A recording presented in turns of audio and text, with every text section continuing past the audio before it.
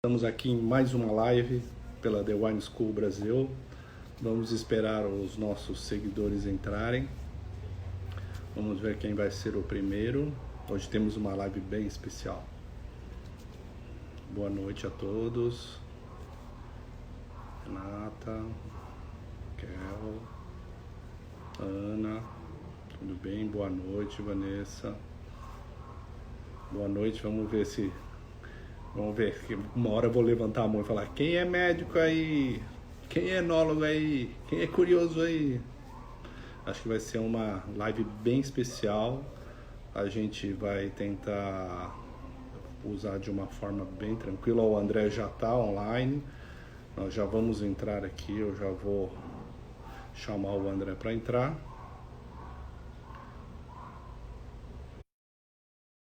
Aguardando o meu colega André Logaldi.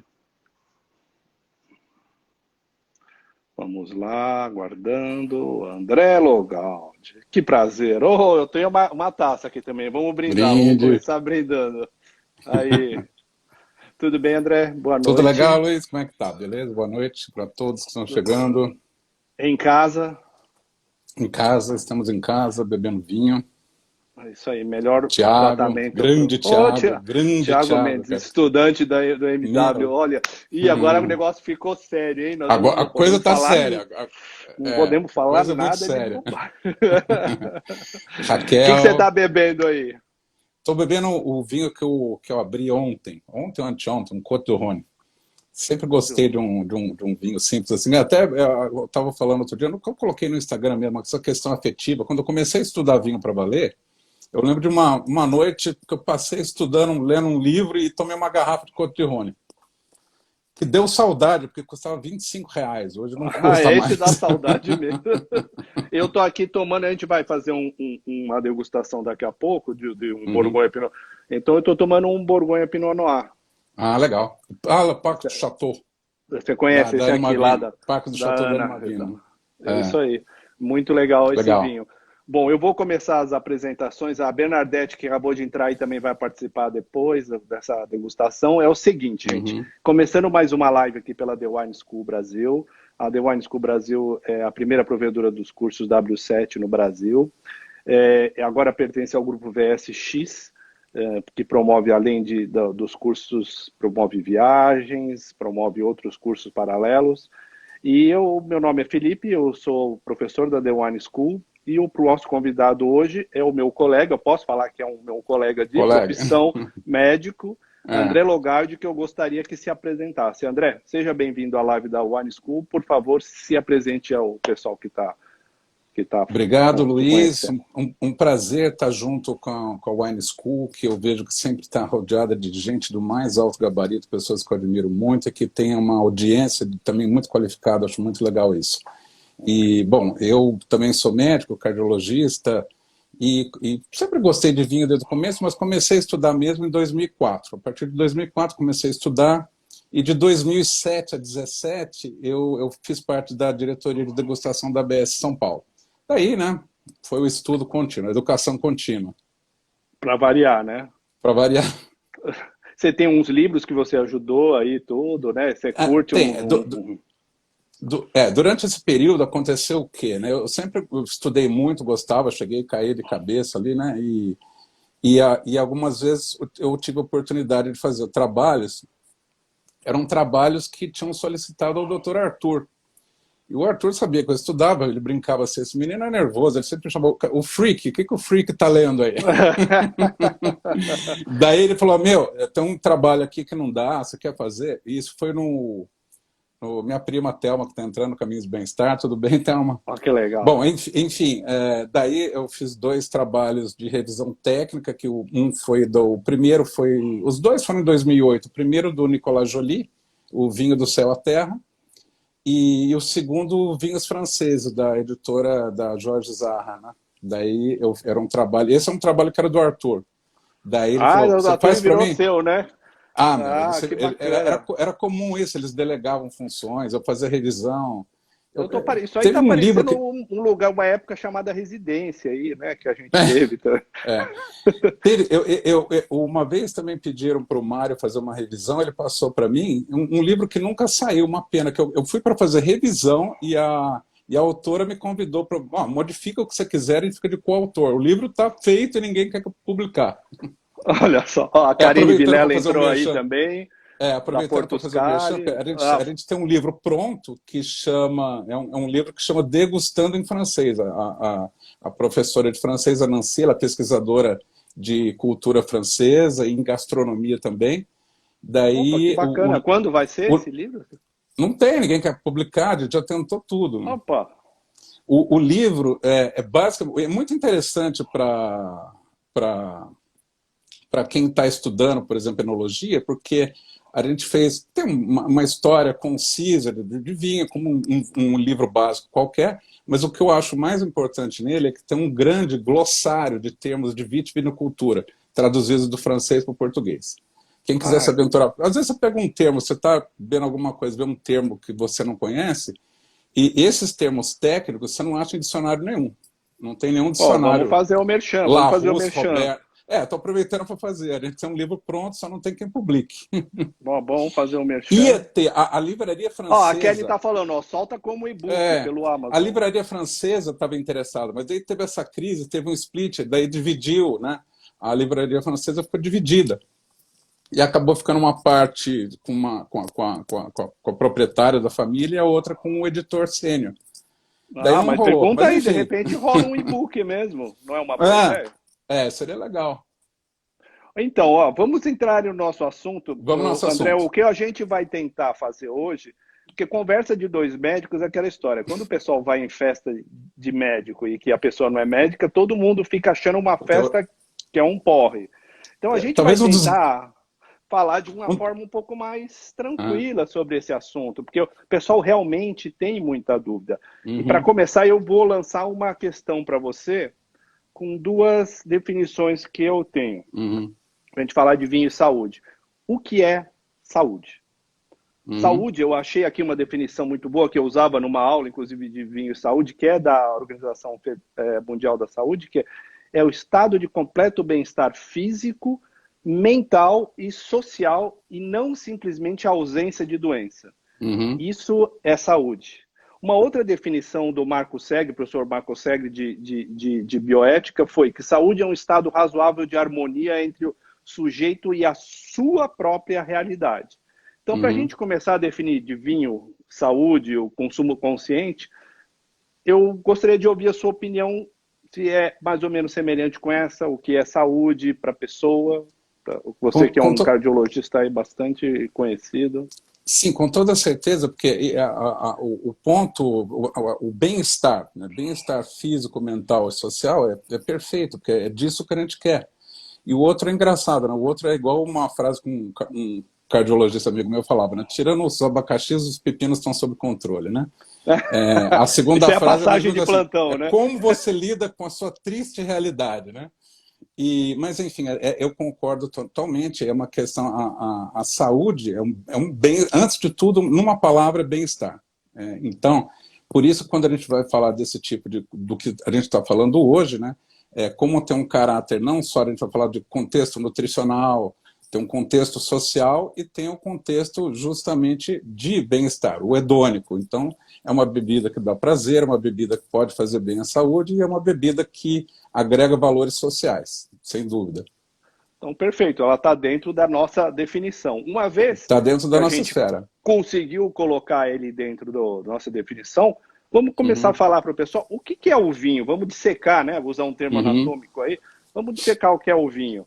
Você concorda comigo? 80% do vinho é água. Água. É água. Água, 80%. Etanol e polifenol. Exatamente. Aí depois o suco de uva em si, não estou falando do vinho especificamente, o suco de uva a gente tem açúcar, ácidos, minerais, nutrientes, proteínas e os ditos flavonoides, os polifenóis no suco de uva também. Agora, flavonoides e não flavonoides. O vinho já é o que o vinho é. Os polifenóis são umas substâncias complexas, mas o vinho já é o processo de fermentação desse suco. Então a gente vai agregar álcool, glicerol, Uhum. outros componentes que traduzem, que vêm dessa esfera, pessoal. O vinho nada mais é do que o suco da uva que fermentou e virou álcool com uma série de outras substâncias que apareceram no meio. Suco de uvas sadias, porque às vezes a gente pega, né? A gente já viu É verdade. fotos de colheitas aí que dá medo de beber aquilo. Uvas sadias, né? Mas É. se bem que o pessoal vê uma uva com pourriture noble, né, com a podridão nobre, vai falar também que não está sadia, né? Não, aí que tá, né? De Se um for nesse certo caso, modo, de ela um certo está modo, com uma é, doença, né? Se é. você falar especificamente, mas nem Mas se toda fosse, doença que veio do mal. mas se fosse para atiçar, mesmo quando a gente fala de saudável, nem sempre, né, tudo são, né? Porque tem uma regrinha que eu aprendi na vida aí que fala dos 15%. Eu fiquei chocado, falei, pô, então é admitido como normal, né? É admitido como normal numa colheita que você tem até 15% de uvas podres, e a podridão cinza, né? Não é a podridão nobre. Então, isso é 15%? admissível, isso é admissível. É igual ler bula de remédio, né? É igual ler bula de remédio, é igual os Estados Unidos quando fala que um determinado sopa enlatada é lícito que tenha partes de rato ínfimas, né? Nossa, pelo amor de Deus, né? Bom, É, tá escrito o que é combinado não é caro, né? é. Então vamos lá, André, me conta aí um pouquinho mais desse negócio que ficou tão presente na história do vinho, que são os polifenóis aí, que são os Uhum. flavonoides, os taninos, os resveratrol. É. O que é um, o que é outro? Como é que você pode dissecar essa ideia Funciona aí para assim. o pessoal? Então, o vinho basicamente, ele acaba sendo água, etanol, alguns açúcares, né, componentes minerais, ácidos e polifenóis. Os polifenóis, basicamente, são dois grupos. Um são os flavonoides, dos quais o principal são as antocianas, né, que determinam a cor, e o segundo grupo de não flavonoides, daí tem os taninos hidrolisáveis, e o resveratrol, que é uma outra variedade de polifenol. Então, é assim que se divide, né? E os polifenóis têm sido estudados de um passado relativamente recente, porque quando surgiu o paradoxo francês, por exemplo, era uma mera observação da possível intervenção do vinho num caráter benéfico numa população que comia gordura muito saturada. Mas não se sabia que parte do vinho, o que do vinho exatamente.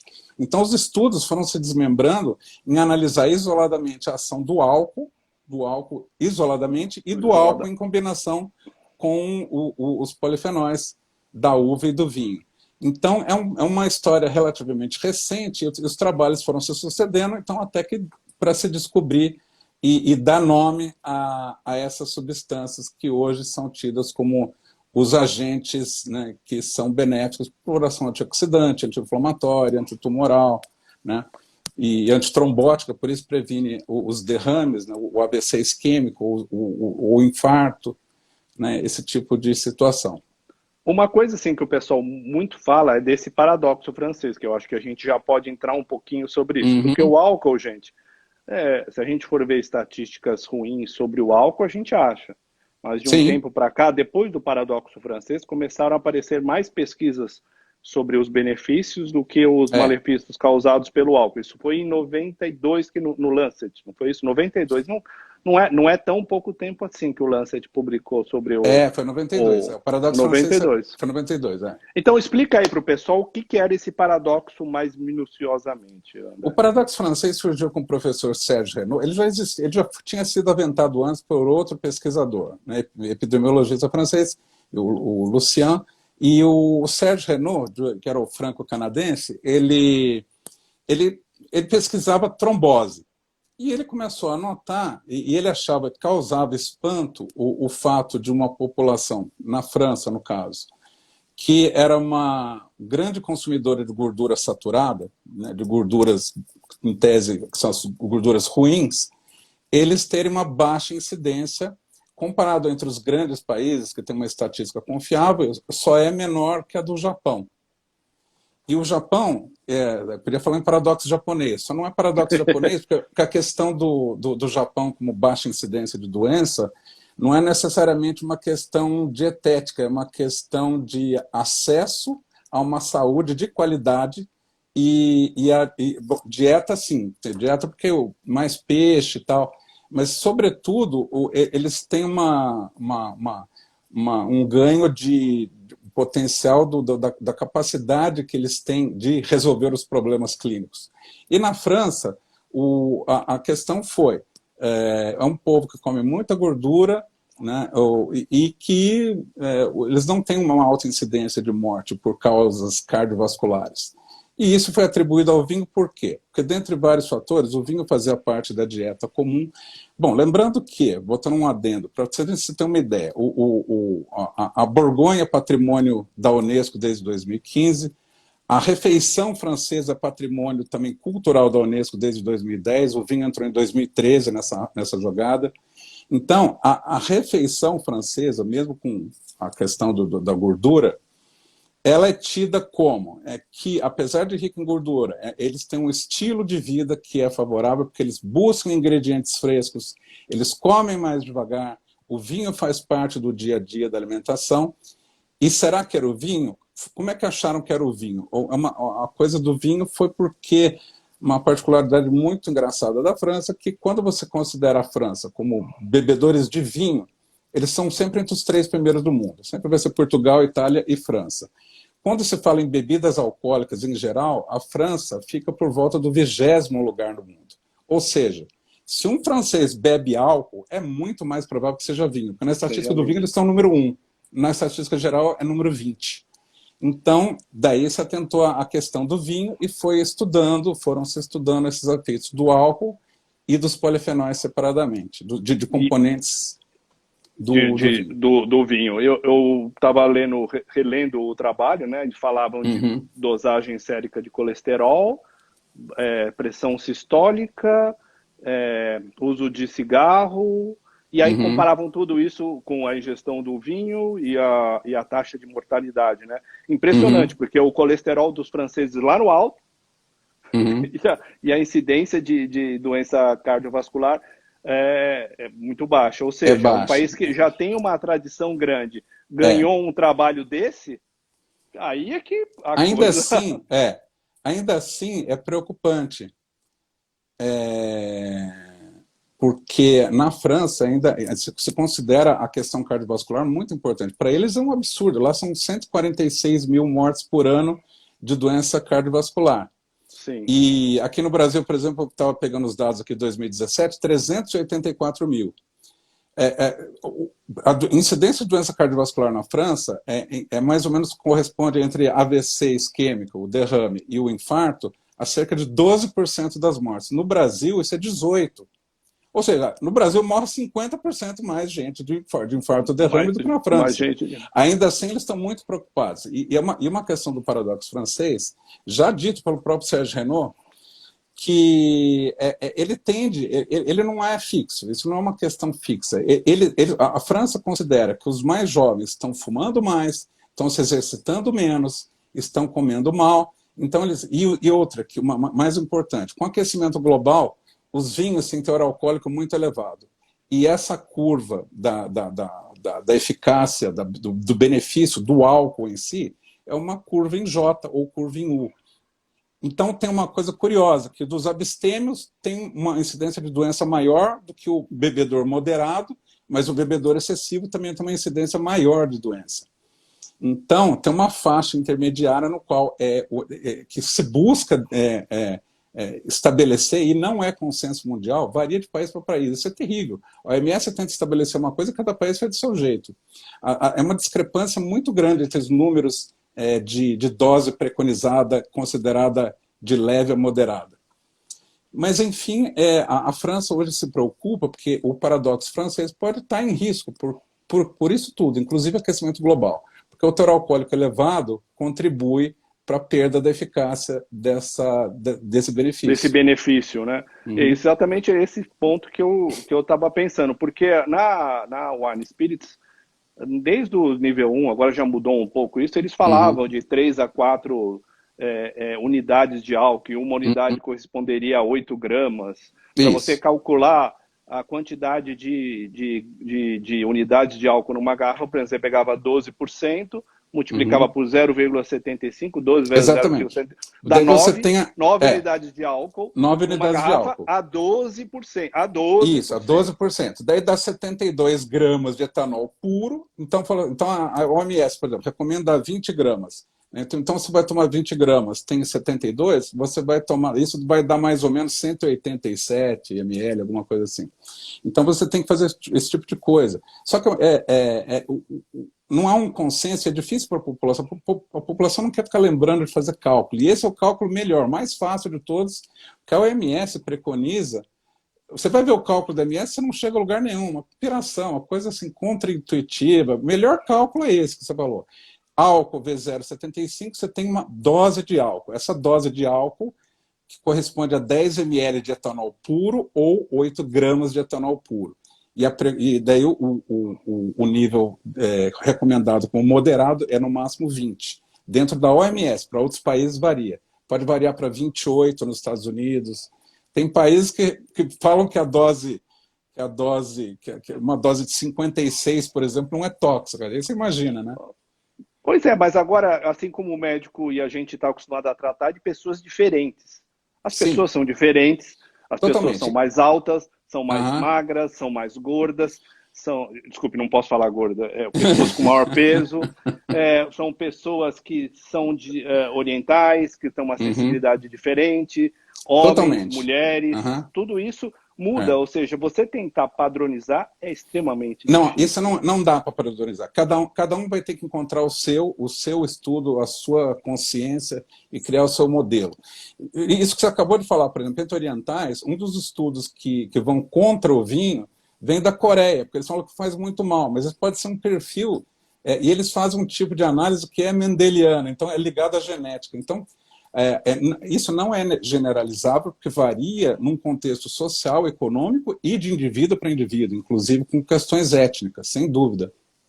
E nós estamos falando especificamente do álcool, hein, pessoal? Nós não entramos ainda no elixir da longa vida, que eu queria entrar agora, que é o etanol. O resveratrol. Só uma partinha, Luiz. Pois não, lógico. Não, porque alguém ali atrás ouviu uma pergunta falando assim, que tipo de vinho para beber, se é vinho francês ou vinho da Borgonha. Não tem esse tipo de regra. O bom vinho, do mesmo jeito que, né, no pós-guerra teve uma escassez toda a alimentação do mundo virou uma coisa de escala industrial. Agora, por exemplo, o que eu sempre brinco, se você quer uma coisa saudável, você vai espremer laranja para fazer um suco. Imagina se toda a população do Brasil tomasse 1 litro de suco de laranja, quantas laranjas a gente ia ter que produzir? Então, o que acontece? Daí abre uma brecha para a indústria criar o néctar de fruta, que tinha por legislação até 30% de suco, que na verdade é um pó liofilizado, um monte de água e açúcar. Então, a gente tem que ter em mente que o alimento que faz bem é escasso, assim como os melhores vinhos que podem ser enquadrados num perfil saudável também são escassos. E dependem de terroir, depende do modo de vinificação, depende do estilo de vinho. Uma coisa muito legal que eu nunca gostei de vinho estilo Parker, e hoje gosto menos ainda. Né? Na França, a escola do Peynaud, o Peynaud sempre falou que não era adequado fazer vinhos com uvas sobrematuradas. Aliás, aquela live do Marco Daniele que você fez, eu achei sensacional. Quem já leu Peynaud, você vê nas entrelinhas, quando ele disse que ele recusou, lembra que ele recusou um lote que tinha um Brix muito alto? Esse é o ponto. Muitas vezes o pessoal fala assim, mas tem que deixar no pé porque vem a maturação fenólica. Às vezes a maturação fenólica vem antes da maturação de açúcar. Hoje em dia, se fala que tem que se levar em conta a acidez, um equilíbrio baseado na acidez, não mais no açúcar. Então, por exemplo, uma coisa do vinho parkerizado, uma coisa que eu aprendi lendo do resveratrol, é que quanto mais, né, é o que nos Estados Unidos chama o hangout, quanto mais a uva ficar no pé, menos você vai conseguir extrair esse tipo de polifenol. Ele decresce, então tem um ponto ótimo que você pode extrair os fenóis, e esse não é o ponto mais alto de açúcar da uva. De açúcar. Aí, já entrando nessa história aí que eu falei do resveratrol, eu estava revendo alguns artigos, né, pouco antes da live, e eu vi que os primeiros estudos, aí você me corrige se eu estiver errado, aconteceram em 1935 e começaram em ratos. os ratos eram colocados para starving, para ficar em jejum Fome. prolongado, Jejum e prolongado. aumentavam um tempo lá de longevidade, e aí se identificou o gene lá, o SIRS, como é que era o nome? Silent Information Regulator, que é um gene que acabava sendo induzido para isso prolongava-se 30% a vida dos ratos. E na espécie isso era o CIR2 no rato. E na espécie humana, o CIR1 era induzido, eles foram tentar vários elementos que induzissem esse gene, e o que apareceu? Resveratrol. Ou seja, foi tudo que precisava para o pessoal começar a vender resveratrol em comprimido, e nunca vai atingir uma dose que tivesse esse tipo de eficácia. Então, o resveratrol apareceu nesse meio do caminho aí, e agora eu fui procurar, o Google tem mais de 2 milhões de citações sobre o resveratrol. Então, você pudesse atualizar aí a gente, porque o resveratrol é um dos polifenóis que você falou, é o que mais se fala, é o que mais se comenta. E o que você podia falar para a gente aí um pouco mais sobre o resveratrol? Sim, o resveratrol, ele vem de uma árvore que, se a gente fosse pegar assim, para tentar comer, a gente simplesmente não conseguiria. Seria, primeiro, venenosa ou impossível, né, de você ingerir por causa da astringência e do amargor. Esses são os pontos, né? Por que às vezes, o grande vinho, do ponto de vista nutricional ou benéfico à saúde, ele pode não necessariamente ser legal? Porque não é legal do ponto de vista sensorial. É igual um remédio, igual o óleo de rícino da avó. Ele vai Você ainda prescreveu óleo de rícino, hein? Porque é assim, um vinho que tem um conteúdo polifenólico importante e que tem um aporte benéfico desse ponto de vista, muito provavelmente ele vai padecer desse grande problema que são dos fenóis, tais como os taninos, a amargor e a astringência. Então, por isso mesmo, às vezes você tem um dito paradoxo enológico, porque o resveratrol é muito importante, por sorte nossa, ele, apesar de também ter uma biodisponibilidade baixa, mas mesmo em doses baixas ele exerce influências que são essas nos estudos epidemiológicos. Agora, então, a boa parte desses polifenóis que podem ser aproveitados, na verdade, eles são extraídos, né, de um modo mais rígido, mais brutal, e são usados em cosmiatria. O grande uso, porque também tem ação anti-envelhecimento, por ação antioxidante. Então, grande parte dos fenóis não podem ser atingidos para fins enológicos, mas podem sim para fins cosméticos. E o resveratrol ganhou mais evidência porque, por exemplo, tem a quercetina também, o camferol, sempre a gente não ouvia falar nisso. Mas hoje em dia o que se tem? Que a capacidade de absorção do resveratrol pós-prandial, depois até de 30 a 60 minutos depois da refeição, ela chega a ser 20 vezes maior do que os flavonoides. Né? Lembrando que o resveratrol é um polifenol não flavonoide. Então, os flavonoides são muito benéficos, sempre foram estudados, e com perfis também, com um perfil semelhante, de melhora do perfil dos lípidos do sangue, ação antitrombótica, porém uma capacidade de absorção ainda menor. Então, o resveratrol tem ganhado bastante terreno, né, em vários espaços, inclusive agora da cosmética, e continua sendo o elemento mais estudado, inclusive com estudos usando vinho desalcoolizado, justamente para estabelecer a capacidade que ele tem de exercer essa função. Dr. Suco Protásio, de uva, né? Suco de uva é o que eu ia falar agora, porque o suco de uva também, o suco de uva tem praticamente, como disse já o Dr. Jairo Monzon, e o Dr. Protásio falava isso aqui no INCOR, o suco de uva tem praticamente todas as ações que a gente pode atribuir ao vinho. Agora, o suco de uva, ele não altera o perfil lipídico, ele não vai aumentar HDL e diminuir LDL. Isso é possivelmente uma ação do polifenol em sinergia com o álcool. O Dr. Protásio, ele sempre mostrava era a horta de coelho, que tinha dieta com gordura, sem nada, tomando água, tinha muita placa de gordura, a dieta à base do extrato de uva sem álcool melhorava o perfil, agora com o álcool melhorava ainda mais. Então tem uma ação sinérgica que tem que se encontrar a dose adequada, moderada, e tem que essa dose ideal é a que tem a melhor ação, que é uma ação sinérgica do polifenol com o álcool. E uma coisa que o pessoal sempre fala, então vou beber só vinho tinto. Aí pergunta, qual é o vinho tinto que é melhor, é o que tem mais resveratrol? Ah, Taná. Taná ficou na moda porque tinha um monte de tanino, e o tanino é ligado ao resveratrol, então eu vou só tomar Taná porque aí eu vou viver até 100 anos. Não é essa conta que a gente tem que fazer. Não é quer dizer que o Taná é ruim, eu gosto muito de vários Tanás, mas não é isso, né, André? Antes que eu me perca nas perguntas, aqui em resveratrol em outros frutos, tem frutas, legumes, tem tomate, cebola, sim, laranja, berinjela. Folhas verdes. Folhas verdes. Né? É aí que entra a brincadeira, mas por que o vinho? Por que o vinho tem se mostrado tanto para esses estudos? Pelo contexto social, pelo prazer de beber, e que comparativamente a disponibilidade desses polifenóis, que já é pequena, comparado com o chá, por exemplo, tem bebidas como chá, café, chocolate.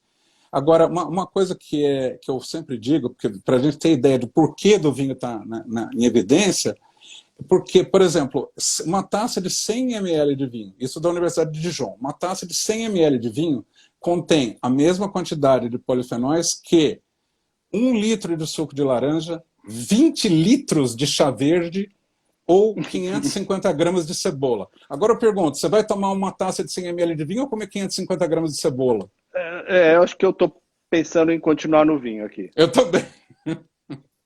Então, essa é uma questão muito importante, que de todas as fontes de resveratrol e polifenóis em geral, o vinho se mostra o que é mais acessível para nós nesse caminho em busca do resveratrol.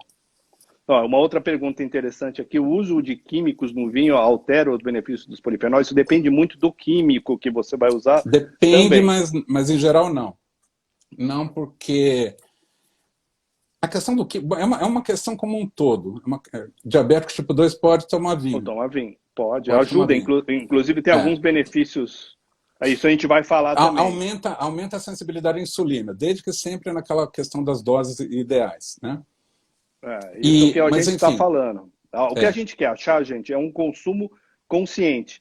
O que a gente, como médico, a gente estava conversando um pouco não é qualquer da live, vinho, realmente. Então, não é qualquer vinho. O que eu vou entrar agora? Assim, nós não podemos prescrever para todo mundo. O cara não pode chegar no meu consultório, do André, e prescrever para a pessoa tomar isso vinho. Já há 30 anos, eu vou fazer 30 anos de formado, desde que eu estava no começo, eu seguia recomendações, gostava da American Heart Association. A gente nunca prescreve bebida alcoólica. A gente tem que saber. Se a pessoa já bebe, a gente tem que orientá-lo como beber. Se ele não bebe, a gente não fala, não induz. Agora, o vinho, qual a questão do vinho? Não é qualquer uva, mesmo as ricas em polifenóis, porque depende do solo, depende do modo como isso é extraído, depende da vinificação.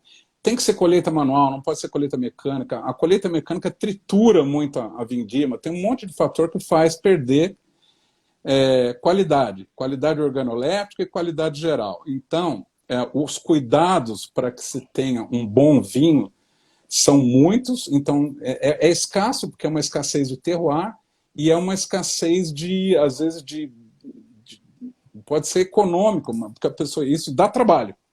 Sim, é lógico, dá trabalho. Um vinho bom dá trabalho, cara. Por isso ele não é um vinho tão barato, um vinho bom e barato. Ele é escasso e, em geral, vai ser mais caro. Então, uma coisa que eu comentei em outra live, por exemplo, as uvas principais, por exemplo, Pinot Noir, Gamay, Taná, teve um relato de longevidade muito grande na Sardenha, então as principais uvas da Sardenha, como a Canonal, Bovale e a Mônica, também são relacionadas como ricas em polifenol.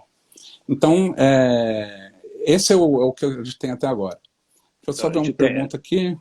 Consumo diário, a gente vai chegar lá. O consumo diário... Vamos falar então. A gente falou agora um pouco de dose de álcool. Então, por exemplo, assim, para um vinho de 12 graus de álcool, a gente chegou que ele tem 80 gramas, 90 gramas de etanol puro. Quer dizer, de etanol... 9 unidades. 9 unidades, na verdade, são 72 gramas de etanol. Então, o que a OMS recomenda é você ingerir em torno de 20 gramas no máximo. Então, para arredondar, isso daria mais ou menos 200 ml. A dose para as mulheres tem que ser inferior. Quando se fala eles são dose padrão ou standard drink, O Standard Drink é uma dose que corresponde a esses 8 gramas e que seria de 1 a 3 doses para o homem e de 1 a 2 doses para a mulher. Para a mulher, sempre uma dose mais baixa. Exatamente, é isso. Então, Essa respondendo a pergunta, já é isso mesmo. E com relação entrando um pouquinho mais no resveratrol, uma coisa que sempre perguntam, André, e você já deve estar mais afeito a isso, algum relato sobre câncer relacionado com ação antitumoral. Também ação antitumoral, como, né, inclusive até a quercetina, que é um flavonoide, né, apesar de não ser muito absorvido, por isso que perde um pouco espaço para o resveratrol, mas tem um relato de não só de redução de doença isquêmica cardíaca, como melhora de casos de câncer de pulmão, especificamente câncer de pulmão. E, de modo geral, esses polifenóis são muito úteis com ação anti-inflamatória e antitumoral também. Então, tem isso já muita tem vários pesquisa, estudos mostrando vários, sobre isso. Vários mas lembrando, pessoal, de, que isso estudo, tem muito estudo in vitro, tem muito estudo experimental. Esse é um grande ponto. Isso que eu queria conversar com você. Esse é um grande ponto. Por que é tão difícil, não tem consenso? Isso é uma coisa fundamental. Porque os grandes estudos, um estudo desse tipo com álcool, que a gente sabe que dependendo da dose pode fazer mal, a gente esbarra numa questão ética. Quando a gente fala em medicina, em tratamento estatístico de um trabalho, a gente sempre fala em estudo, que são os ditos estudos clínicos randomizados. São estudos aleatórios, que às vezes o paciente não sabe o que está tomando, às vezes nem o médico, daí tem o unicego, o duplo cego. Esses estudos, eles são ditos intervencionistas. A gente vai colocar alguma coisa, poderia colocar, estudando isso, colocar o álcool para um grupo e segregar outro. Mas, de repente, a gente, usando uma dose de álcool inadequada num grupo, a gente pode levar ao prejuízo. Isso é uma questão ética. Então, a maioria dos estudos sobre esse assunto, eles são do tipo epidemiológicos, que significa que eles são observacionais. É uma questão de você pegar uma população, avaliar ao que ele está exposto no meio dele, o que é fator de risco provável ali, o que não é, o que pode fazer bem. Você simplesmente observa e coleta dados. Você não induz e nem faz com que ele ingira ou retire da dieta dele algum elemento. Você observa os fatores do meio dele para tentar extrair dados. É isso que acontece. Então, a maioria dos estudos são estudos de corte e que acaba esbarrando, né, para um estudo mais sério, digamos, esbarraria numa questão ética, porque um estudo randomizado poderia levar a prejuízo de muitos participantes. Exatamente. O que o pessoal pergunta muito, fala, eu vou tomar o vinho porque eu vou aumentar o meu colesterol. Você, como cardiologista, tem observado alguma coisa, o meu colesterol bom, né? Vou ajudar a limpar o meu colesterol ruim e vou ajudar a aumentar o meu colesterol bom. Mais uma vez, eu quero salientar, e eu acho que, independentemente do que as pessoas achem, eu e o André temos uma postura muito semelhante. Não vamos recomendar o uso regular de álcool nem tomar vinho para tratar nenhum tipo de tratamento. Não. Isso e nem com esse propósito. Exatamente. Do HDL, nem para isso. E essa pergunta que eu estou fazendo para você é puramente técnica. Se você tem observado isso e se você tem lido alguma coisa realmente objetiva com relação ao HDL e o LDL. Sim, totalmente objetivo. Isso é verificável. Pacientes com, né, que têm uma ingesta regular de álcool, de bebida alcoólica, em geral, não só o vinho, tem esse tipo, pode ser observado esse tipo de perfil. Casos particulares pode mudar alguma coisa? Pode. Se a pessoa tem uma doença hepática, ela vai ter um metabolismo totalmente diferente, então não vai ser necessariamente para todo mundo que isso vai funcionar. Mas isso é um fator observável e também com dados epidemiológicos desses trabalhos, porque hoje em dia o que acontece? Como tem essa limitação dos trabalhos, então tem muita meta-análise. Então pega-se uma coletânea de centenas de trabalhos anteriores e, à luz de novas perspectivas, procura-se estudar se tinha alguma brecha, se tinha algo mais que poderia ser visto. E em todos os trabalhos, isso é bastante constante, essa observação do perfil lipídico na sinergia do polifenol com o álcool. Como eu disse, no caso do suco de uva, isso não seria observado. Uma das poucas coisas que o suco de uva não faria. Aí o pessoal fala assim para mim, então, Felipe, só vou tomar tinto, não tem benefício nenhum no branco. Pô, eu gosto tanto do branco, André. Diga para mim que tem alguma Uhum. coisa que estão Tem, descobrindo dos brancos. tem um estudo um autor que chama Bertelli, e na França, obviamente. A questão é que tem uma polarização, né? Os países que têm uma boa cultura de vinho, Tava eles faltando essa estão palavra. muito adiante, eles estão muito adiante na busca dessa questão do que faz bem no vinho, enquanto a maioria dos outros países grandes, por exemplo, Estados Unidos, os Estados Unidos sempre faz trabalho só visando o álcool, não o vinho. O vinho entra de gaiato junto com cerveja e destilado. Então, isso é uma coisa que recentemente foi feito, tem na Universidade de Junho de 2017, esse do Bertelli eu não lembro que ano que é, mas é a presença de, então, alguns ácidos orgânicos, como ácido chiquímico, ácido cafeico e substâncias chamadas tirosol e hidroxitirosol, que são chamadas de monofenóis, até o que se tem, por enquanto, são ditos que têm um potencial de ação semelhante ao dos tintos. Então, os monofenóis, que são o tipo que a gente vê no azeite, o azeite também já está bem consolidado como um agente da dieta mediterrânea, com benefício à saúde, o azeite. E o tirosol é uma molécula que tem em comum nos vinhos brancos, assim como tem no azeite. Então, brancos e rosés, até onde eu sei, de 2017 para cá, estão verificando e dizem que pode chegar a um perfil semelhante ao dos tintos, principalmente na ação anti-inflamatória.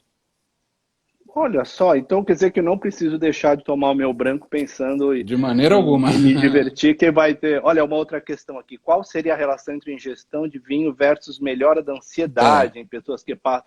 Isso também é uma coisa interessante da gente... Isso é importante e é muito relativo. Às vezes, se ela já é um bebedor de vinho e tem algum bem-estar, isso pode ser interessante. Mas das contraindicações do álcool, então, doenças gastrointestinais, hepáticas, gástricas, pancreáticas, né, a gravidez, não se recomenda. Tem até recentemente, tem que ter obrigatório selo nos rótulos, alertando por causa da gravidez.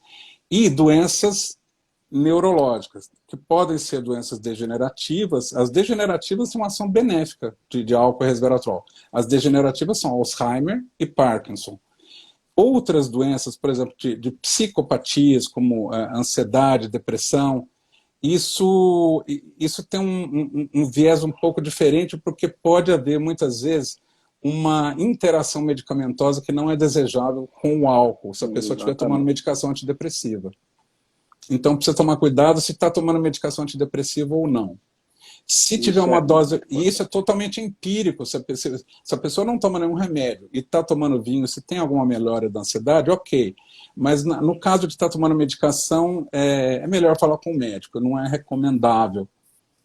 E ainda mais se a pessoa tiver já um diagnóstico de depressão e não está tomando remédio, e acha que o vinho inicialmente está ajudando, ele pode inicialmente ter um efeito eufórico e melhorar, e depois ele pode ter um efeito rebote que pode ser ruim a longo prazo. Exato, e na verdade, a gente tem que, a questão social de saúde pública do álcool são várias questões que a gente está cansado de ver: acidente automobilístico, violência doméstica, desagregação social e suicídio. Você tem que pensar que uma pessoa, às vezes, que está deprimida, se ela começa a euforizar e perde o controle, qualquer um pode perder o controle, né? Às vezes eu bebo demais, a gente, né? Se você perde o controle e se você tiver uma psicopatia, sei lá, se a pessoa tiver uma tendência suicida, isso não é legal. Então não é o tipo de abordagem recomendável. Exatamente. Então vamos ver se tem mais alguma coisa aqui das informações. Às vezes eu perco, gente, algumas perguntas que o pessoal faz. Recomendem esses vinhos, consumo diário a gente falou. Perguntaram do amendoim aqui, em relação ao amendoim, comparação. Sim, amendoim é rico em polifenol, resveratrol, bastante rico, amendoim é uma boa. É uma dos grandes alimentos. Então, você estiver na praia tomando um rosé, que agora eu já sei que faz bem também, comendo um amendoinzinho, que delícia, hein? Vai ser muito bom. Você já tinha respondido o negócio da Borgonha. do Alzheimer é uma coisa importante, né, da O gente Alzheimer falar. é uma questão interessante para falar do vinho, porque na França, o mais recente que eu li é da Universidade de Dijon, 2017, é um livro sobre vinho, nutrição mediterrânea e saúde. E o Alzheimer é tratado de uma maneira que até então eu não tinha visto, e muito curiosa. Eu não sei dizer se o Alzheimer, eu também não sou neuro, eu não sei dizer se o Alzheimer tem algum traço de componente genético. Mas doenças degenerativas, neurodegenerativas, porque o Alzheimer pode ser uma questão de uma agressão à célula nervosa. E essa agressão à célula nervosa, muitas vezes, hoje em dia, foi uma coisa que para mim foi assim, curiosíssimo, você como médico também, você vai ver, Felipe, que tem gente na França chamando o Alzheimer de diabetes tipo 3. Tem o diabetes tipo 1, insulino dependente, o tipo 2, que é o que a gente vai, né, se entupindo de açúcar e a gente não dá conta. E chegam a dizer que o Alzheimer, né, ou doenças neurodegenerativas, seria uma forma de diabetes tipo 3. Ou seja, o que se quer dizer é que a má administração do aporte de açúcares pode trazer no futuro doenças degenerativas. E no caso do resveratrol e do álcool, existe um efeito antagônico disso. Então, para casos de Alzheimer, o consumo de vinho, né? Não, é que quando você faz o diagnóstico, às vezes já está muito avançado, mas o vinho seria não curativo, mas poderia ser um fator que se observaria dados epidemiológicos que indicariam que as pessoas não passam a sofrer de Alzheimer. Por essa questão, por causa da agressão celular, que é uma base anatômica da doença de Alzheimer.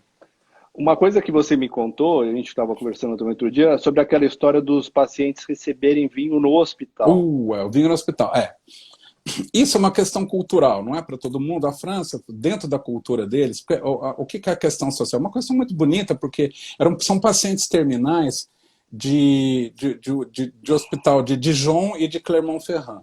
Pacientes de câncer, pacientes em cuidados paliativos. E o que acontece? Qual é o contexto social da hospitalização? É um paciente que ele está isolado da família, isolado dos seus hábitos. Se ele gosta de tomar um vinho, ele está no hospital. Né? Às vezes até um produtor de vinho que está com algum Às vezes problema. até um produtor de vinho. E até 1957, na França, era permitido o vinho no hospital. Depois ele foi banido. Em 2017, ele voltou e em caráter experimental, para cuidados paliativos, para dar dignidade a essas pessoas. Porque quando você está dentro do hospital, você tem a famosa comida do hospital.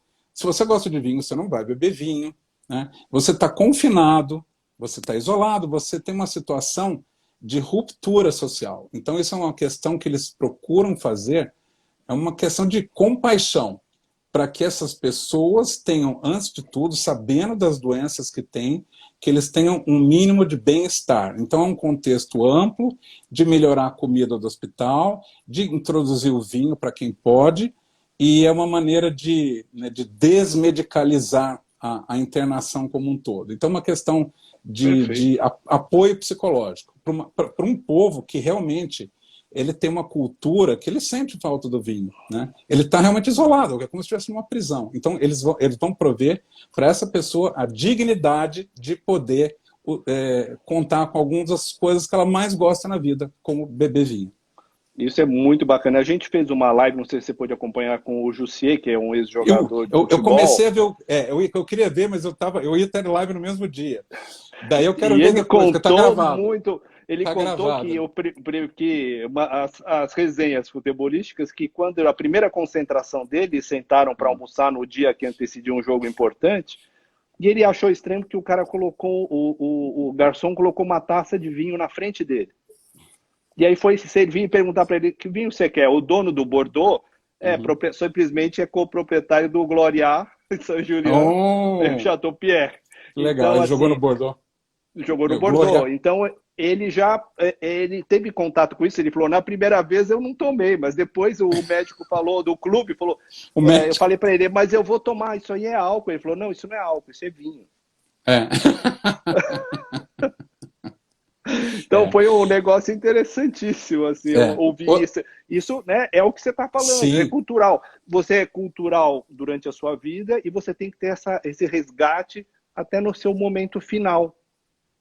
Exatamente. É disso que se fala lá. É da dignidade à pessoa. Ela não pode ter essa ruptura social, além da doença. A doença por si já é cruel. Então, essa ruptura social é uma perda da dignidade que eles tentam restaurar. Okay, Fazer um comentário, uma coisa... pergunta aqui. Em gestão do vinho Pode com falar. alimentos, propicia maior concentração do resveratrol no corpo? Não, não propicia. A recomendação do vinho à mesa, na BS, quando o Angelo Gaia foi lá, nunca me esqueço, ele sempre falou, o senhor bebe vinho? Ele falou assim, mai fora pasto, que é assim, bebo, mas nunca fora da refeição. Porque a questão da alimentação não vai aumentar a concentração de resveratrol, mas inibe a agressão do álcool. Então você tem que estar se alimentando e ingerindo água, aquela regrinha, 1 taça de vinho, 2 taças de água, para você retardar o efeito agressivo do álcool sobre a Na mucosa mucosa gastrointestinal. gástrica. Ó, a Kelly perguntou aqui, além dos medicamentos para depressão, quais outras categorias têm interações ruins com o vinho? A maioria dos Os remédios... medicamentos, por exemplo, que você Uhum. medicamentos para pressão, por exemplo, Uhum. alguma outra coisa, arritmias, alguns outros medicamentos que você lembra que podem ter interações ruins? Eu não faço consultório, mas assim, de forma geral, aquele papo assim, eu não posso tomar vinho que eu estou tomando antibiótico, isso é bobeira. Você é a maior bobeira do mundo. Bobeira. Ó, gente, calma, não é para parar de tomar o antibiótico, mas ó, não... perigoso a gente falar essas coisas. Essa é perigoso, mas o que acontece é o seguinte, né? As principais interações do álcool pode ter com alguns antibióticos, tem com antihistamínico, então medicações tipo antihistamínico pode induzir sono, o álcool também tem um efeito euforizante e depois um efeito depressor do sistema nervoso central, dá sono. Então você tem que ter muito cuidado com esse tipo de coisa. Dentro da esfera da cardiologia, com relação a antihipertensivo, antidislipidemia, não tem problema. Tem problema com anticoagulante. Deve-se evitar. Pacientes com arritmia. O álcool por si é um fator ruim se consumido em excesso, é um tipo de arritmia muito comum, que é a fibrilação atrial. Então, o aumento, né, o consumo excessivo de álcool está relacionado ao paroxismo, né, a maior incidência de surtos dessa arritmia que se chama fibrilação atrial. E, então, do ponto de vista da cardiologia, não se mexe com pacientes com arritmia ou que tenha um perfil de exames. Por exemplo, eu pego um paciente que faz um ecocardiograma, tem um átrio esquerdo aumentado, eu vou cuidar dele com questão muito, né, eu vou falar do álcool, porque ele potencialmente, só por uma questão anatômica, ele é um candidato a ter fibrilação atrial. Então, anticoagulante, se estiver tomando algum antiarrítmico, no resto, muito pouca coisa. E medicações ligadas a tratamento de doenças do sistema nervoso central. Outra coisa, gente, uma coisa como cirurgião, assim, eu lembrei disso porque o meu professor de robótica, porque agora, se tudo der certo, eu vou começar a fazer as minhas crianças com robótica também. Doutor Elias, meu professor de robótica, está aqui na live. A gente não recomenda a ingestão de álcool em vésperas de cirurgia, por exemplo. É uma coisa que, uma ingestão pequena, uma coisa muito moderada, se for parte da sua dieta, sim. Mas pode alterar algumas coisas durante uma anestesia. Então, a gente também pede para evitar esse... Estão falando aqui da tiroidite de Hashimoto. Substituir o anticoagulante pelo vinho. Não, gente, não deixa de tomar a sua aspirina. Deixa eu pegar aqui. Uma que o resveratrol é mais intenso em vinhos produzidos em região mais quente? Não, em região mais fria. O resveratrol, justamente porque ele não curte muito essa sobrematuração da uva, é mais interessante para clima frio e ciclos vegetativos mais longos. Porque se for tudo muito rápido demais, você realmente vai perder resveratrol e não ganhar. Então, esse é típico de regiões de clima ameno ou frias. A Juliana, um vinho de marca como remédio, pelo amor, não sei. Não tem um vinho como pelo remédio. Amor de Deus. Relação de vinho com aterosclerose. Juliana, tem que pegar, assim, o que a gente fala, tem que verificar como é a vinificação, a gente tem que ser curioso, ler rótulo, procurar saber do produtor. O cara que tem um terreno pequeno, que está num clima frio, que tem uma uva que você já sabe que pode ser rica em polifenol, que tem um bom terroir, que faz colheita manual, né, tem uma série de coisas que são muitos cuidados que são exigidos para que se chegue nesse ponto. Então é difícil, não tem, são vinhos escassos, mas com certeza tem. É isso daí. Você sabe, a gente tem 5 minutos para acabar a nossa Já? live, e tá muito legal, mas eu queria falar uma frase para você. Metronidazol não pode, isso. Não pode, acho que estão falando de efeito Antabuse aí daqui a É, o pouco. antabuso, exatamente. Ah, uma curiosidade, na França é comum crianças tomarem vinho, mesmo que Uhum. moderadamente. Aqui no sul do Brasil também, tem, o pessoal mistura às vezes com É, açúcar e dá. meu pai dava com água com açúcar, né? Tem um dos países que mais tem cuidado, que eu acredito que demonstra cuidado com o consumo de álcool e educar sobre o álcool é o Canadá. E eles não recomendam para jovens, adolescentes, tipo antes de 15 anos, não recomendam ter nenhum contato com álcool. Porque ele simplesmente pode não saber lidar com isso, pode enveredar por um vício em outras substâncias. Então, Exatamente. o A gente não. recomendável, a gente sempre tem essa brincadeira. Eu tomei na infância, com 6 anos, Sim, eu lembro de ter tomado vinho, água e açúcar. Mas abaixo de 15 anos não é recomendável que um adolescente tenha contato com álcool, mesmo com perfeito. supervisão dos pais. Olha, uma pessoa que era médico naquela época, em 375 antes de Cristo, só para Hum. resumir a nossa live, ele se chamava Eubulo. Você já deve ter ouvido essa frase do Eubulo. 3 taças preparo para os comedidos. Uma para a saúde, que esvaziam primeiro. A segunda para o amor e o Uhum. prazer. E a terceira para o sono. Uhum. Depois de tomar essa última taça, os convidados prudentes vão para casa. A 4ª taça já não é nossa, mas pertence à violência. A Uhum. 5ª, ao tumulto. A 6ª, à folia. A 7ª, aos olhos roxos. A 8ª, ao policial. A 9ª, a bilis. E a 10ª, a loucura. Uhum. Bonita a Muito frase. doido, é. E isso em 375 antes de Cristo. Uhum. Então, assim, eu gostaria de falar para o pessoal, o consumo responsável tem esse nome, e a gente vai ver que tem muitos sites, Drink in Moderation, todo mundo É. falando, todo mundo gosta de vinho, todo mundo que está aqui na live gosta de vinho, mas o que eu e o André procuramos trazer aqui nesse momento muito pequeno, o pessoal já está pedindo uma parte 2 e É. com certeza a gente vai combinar uma outra Só data colocar para rapidinho falar. aqui, a Lulu Vinhas. Verdade que a quantidade de resveratrol são 180 garrafas por dia? Não. São garrafas? Não, garrafas, é. Uma coisa curiosa, inclusive, Ela desse está tipo de... falando de efeito benéfico, que a quantidade teria que ser uma coisa monstruosa. Tal, né? Bom, tem esse tipo de coisa, né? Mas não é assim, não. O resveratrol, mesmo em dose muito baixa, ele exerce efeito. Então, o que a gente tem, no que a gente toma, num bom vinho, no chamado bom vinho, com certeza já vai suprir a sua necessidade. Isso também não é estabelecido, a dose ideal de resveratrol, não. Ó, estão me falando aqui qual era a fonte de onde eu li. Esse livro é de uma pessoa que é a pessoa que eu mais respeito, que chama Hugh Johnson, chama A Uhum. História do Vinho. Essa frase está Yes. no livro A História do Vinho. E, André, considerações finais. Nós temos 2 minutinhos, o Instagram ele fecha a gente. E eu queria Uhum. te agradecer em nome da Wine School por esse papo, já te Obrigado pela convidar para um oportunidade, foi muito próximo legal. e expressar diante de todos aqui a minha admiração por você, admiração pelo seu Obrigado. conhecimento e obrigado por você ter dado essa oportunidade para a gente. Poxa, para mim é muito legal, porque a gente tem o prazer de poder levar da maneira da melhor maneira possível para quem não sabe, e o prazer de discutir com quem sabe. A gente sempre pode fazer uma síntese, a gente pode fazer uma espécie de dialética entre nós que somos acostumados ao vinho, mas também podemos, né, ensinar, usar a nossa retórica para fazer com que as pessoas tenham o maior contato possível com o material mais complexo. Uma coisa que eu não gosto quando o pessoal fala, vamos desmistificar o vinho, eu não gosto de tratar a pessoa que não sabe como se fosse uma criança.